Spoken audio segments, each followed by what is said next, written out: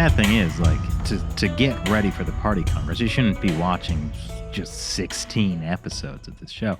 You should watch a real soap opera, our General Hostility playlist, which you can see on China Uncensored.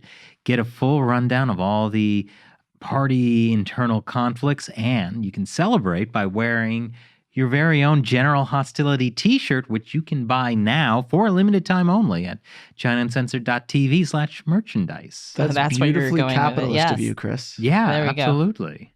Now, that's the show to watch to get ready for the Party Congress. not the Navigator. Not the Navigator. You can watch that if you like. It sounds moving. Like moving to another room. Ooh. Yeah, I mean, it's interesting though, because in that episode, we published an episode about is Xi Jinping the next Mao Zedong, and you made the point, Chris, that some of this propaganda is not necessarily like a sign of strength, right? Yeah, I think a lot of people mistakenly think that Xi Jinping is close to Mao levels of power, like that means he has unchallenged total power, which even Mao Zedong didn't have that kind of power. Mao got into his position because he purged a lot of people, had to struggle to get it.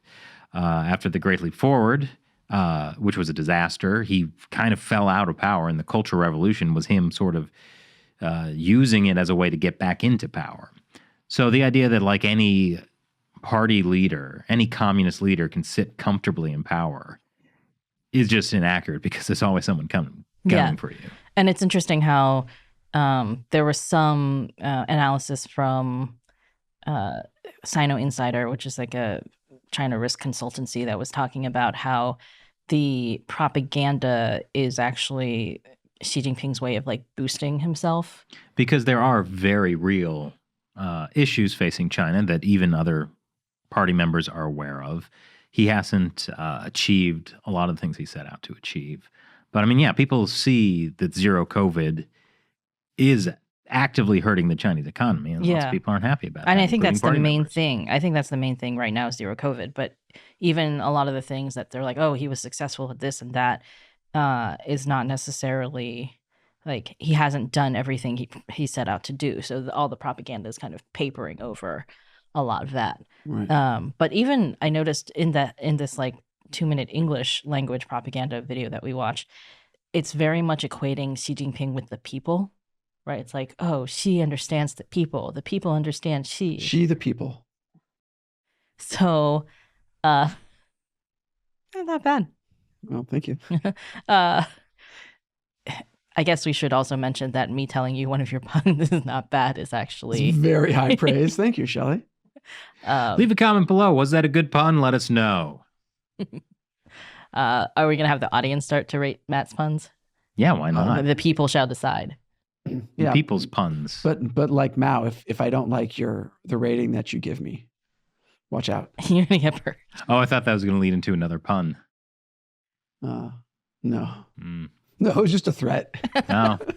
Well, this is how to make our podcast really lovable. Like you threaten your viewers.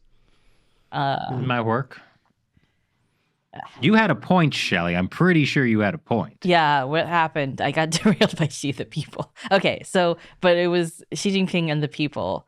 So it's by equating them this way in the propaganda, I think it is actually a way of saying to his rivals that they better watch out because, if they go against Xi Jinping, they're going against the people.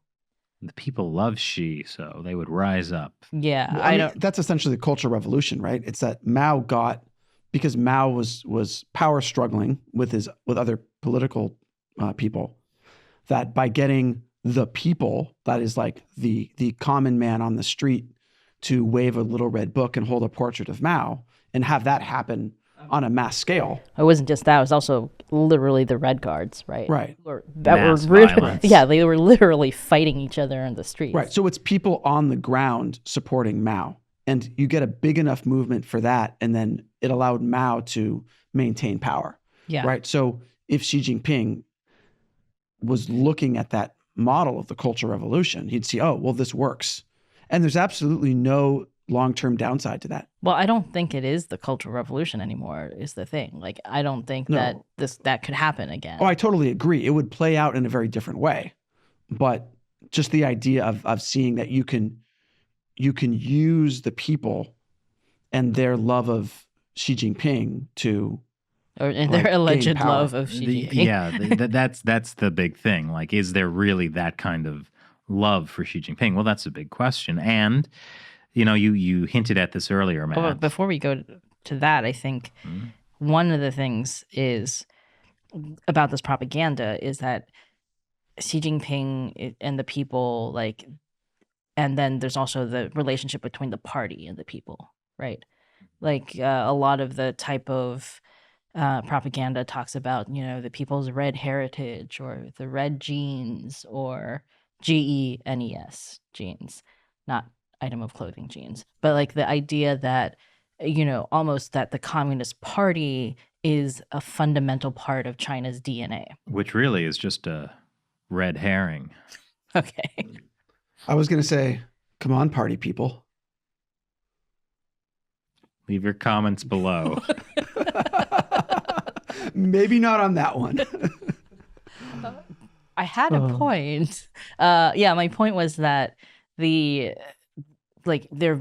the overinflated thing again, where they're trying so hard to say she is, with the people They're because compensating. they're afraid that people don't like she. Like they're saying the party is, the red genes, the party is part of China's DNA, because the thing that the Chinese Communist Party is most afraid of, I would say, is that Chinese people would be like, wait, actually, we don't need the Chinese Communist Party. Like we could do this without them. Well, like we could have a country without the CCP. Name one country that operates successfully without the CCP running it. Well, that's the thing, right? That they're afraid of that. So they need to really kind of brainwash people into thinking that like this is the way it is. Well, like and also like we saw, there's the protests in the EU and the US, like you said, like it's only the Communist Party that's keeping China stable and protecting them from COVID. Yeah, so that's exactly it. I think that they need to instill that idea into people because they are really afraid that people aren't feeling that way. Yeah. Do you think maybe at the end of the day, Xi Jinping is just, very lonely and afraid? I'm not really going anywhere with this, but I mean, Okay. I think so too. I mean, it is probably lonely at the top because he could never really trust anyone. Didn't Stalin never sleep in the same place? I don't know this. Yeah, like he was very paranoid of being assassinated. I wonder why. Yeah, maybe with all the people he got. Yeah. That's the problem with power struggles. That's true. Why can't we have a country built on love? Is that a rhetorical question or? I guess basically. Well, no, because it's very obvious why we can't have that. But so yes, there is some signs that the people really might not actually love Xi Jinping as much as they say, or as much as she might say. And for context for this next story, like ahead of the party congress, especially in Beijing, security is super tight. Like the last party congress, they banned knives. You couldn't buy a kitchen knives. knife. Yeah, because you might attack someone. Or, I remember one year, I think it was in the 2012 one, they banned ping pong balls because people might write a message on them and throw it out of the taxi windows. And then, you're just walking around feeling love for the party. And then you see a little ping pong ball and it completely subverts you.